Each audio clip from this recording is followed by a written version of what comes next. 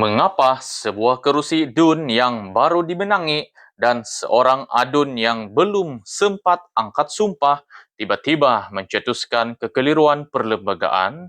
Dan lebih penting, siapakah sebenarnya yang mempunyai kuasa menentukan nasib kerusi itu? Speaker atau SPR? Salam sejahtera, kembali lagi di channel Arena Rakyat, tempat isu jadi bualan.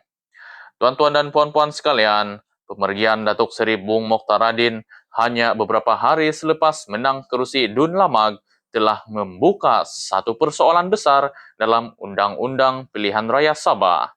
Apa berlaku apabila seseorang calon menang tetapi belum mengangkat sumpah sebagai adun? Situasi ini bukan biasa, ia bukan kekosongan kerana letak jawatan, bukan hilang kelayakan, dan bukan kematian selepas angkat sumpah.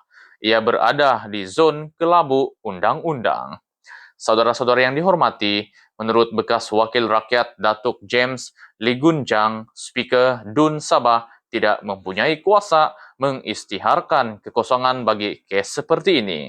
Beliau menekankan bahawa hanya SPR mengikut peruntukan undang-undang boleh menentukan adakah kerusi itu dianggap kosong atau adakah tiada PRK perlu diadakan. Ini kerana adun itu secara teknikal belum menjadi adun yang sah memandangkan sumpah belum berlangsung. Hadirin yang budiman, isu ini bukan sahaja soal prosedur, ia juga menyentuh mandat rakyat Lamag. Bung menang dalam saingan 6 penjuru dengan majoriti tipis 153 undi. Mandat itu baru diberi tetapi belum sempat dibawa masuk ke dalam Dewan. Soalannya kini, adakah mandat itu masih hidup atau proses pilihan raya perlu diulang? Saudara-saudari sekalian, isu tidak berhenti di DUN yang melibatkan parlimen juga. Bagi kerusi parlimen kinabatangan, Li Gunjang menjelaskan bahawa keputusan terletak pada Speaker Dewan Rakyat. Namun undang-undang menyatakan bahawa jika tempoh penggal berbaki kurang 2 tahun, PRK tidak wajib diadakan. Kerajaan Madani kini dijangka tamat pada 2027 dan PRU mesti diadakan selewat-lewatnya 20 November 2027.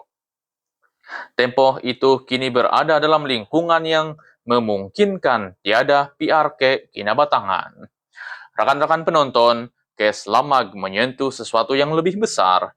Kejelasan Undang-Undang Pilihan Raya Malaysia, banyak rakyat Sabah kini bertanya, mengapa Speaker tidak boleh menentukan kekosongan? Adakah Undang-Undang Negeri dan Persekutuan selari? Adakah SPR akan memutuskan PRK atau memilih tidak mengadakan apa-apa? Dan apakah implikasinya kepada keseluruhan landscape PRN Sabah yang baru selesai? Ini bukan soal politik semata-mata, ia soal ketertiban sistem demokrasi. Saudara-saudara yang dihormati, kita juga perlu melihat realiti politik Sabah. Lamag adalah kerusi penting dan kehilangan Bung Mokhtar mencipta kekosongan kepimpinan dalam blok politik tertentu. Namun Bung bukan kecil dalam pentas politik negeri. Walaupun ulasan ini kekal neutral, kita tidak dapat menafikan bahawa keputusan SPR bakal memberi kesan besar kepada BN Sabah, kepada GRS, dan kepada penyusunan kuasa dalam DUN Sabah yang baharu. Hadirin yang budiman, kes seperti ini jarang berlaku. Ia bukan hitam putih, ia memerlukan tafsiran teliti dan keputusan SPR akan menjadi presiden penting untuk masa depan. Adakah Lamag akan kembali ke medan pilihan raya? Atau adakah SPR melihat kemenangan itu masih sah tanpa sumpah?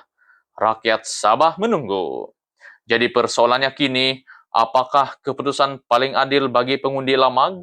Patutkah mereka diberi peluang memilih semula atau mandat yang sedia ada harus terus diiktiraf walaupun tanpa sumpah? Apa pandangan Anda? Tinggalkan pandangan Anda di ruangan komen. Dan jika Anda mahu terus mengikuti isu-isu panas yang menjadi bualan rakyat, jangan lupa untuk like dan subscribe.